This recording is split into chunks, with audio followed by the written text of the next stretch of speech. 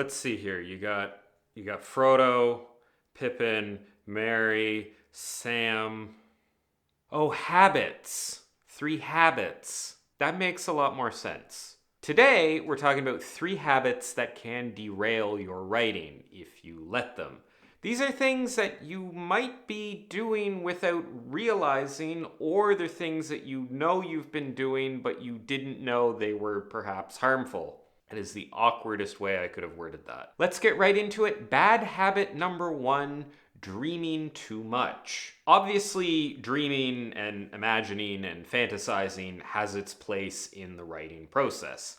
This is where ideas come from, this is where stories first come to life, and you arguably have to do some amount of dreaming, planning, imagining before you sit down to write. Dreaming about ideas is great. It's an important skill, it's an important part of the writing process, but it can go too far. Thinking about your story done to excess invariably moves you away from taking action towards writing your story, and action is the thing that's actually going to get it written. This is the obvious place where dreaming becomes a problem. If you just spend all your time dreaming and you don't ever take any action to actually write, then that's a problem. But thinking and dreaming can be dangerous in other ways. People don't often think about thinking as harmful, which, come to think of it, is like the evil villain telling you they're not evil.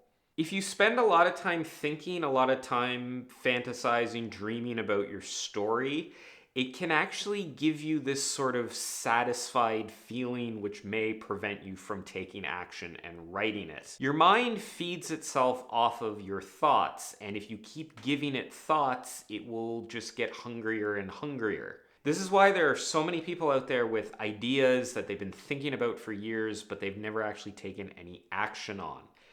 The thinking actually becomes a problem at a certain point. So give some thought to the amount of thoughts you're having, and if you think you're thinking too much, then I think you should think about not thinking so much. You know what? I might just be overthinking this. Next up, bad habit number 2, comparing yourself to others. You know that saying that people have about social media that you're always comparing your life to someone else's highlight reel? Well, that's not something that originated with social media. Writers have been dealing with this problem for centuries.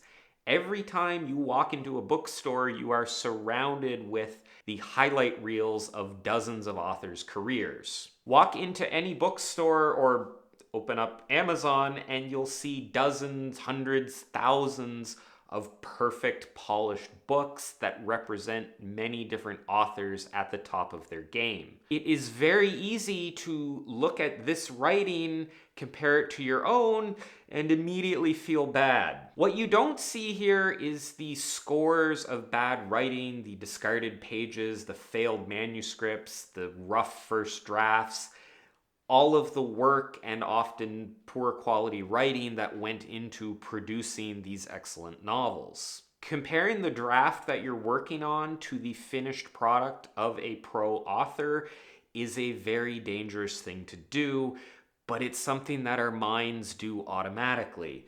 People are social creatures. We are naturally wired to compare ourselves to others and make sure that we're, rising up through the hierarchy or whatever. Over time, too much comparison, especially if you're comparing yourself to people who have 1,000 more hours into their novel or people who have a couple more decades of writing experience than you do, over time that can erode your confidence, it can diminish your desire to write, and it could derail your writing progress. And lastly, bad habit number 3, procrastinating.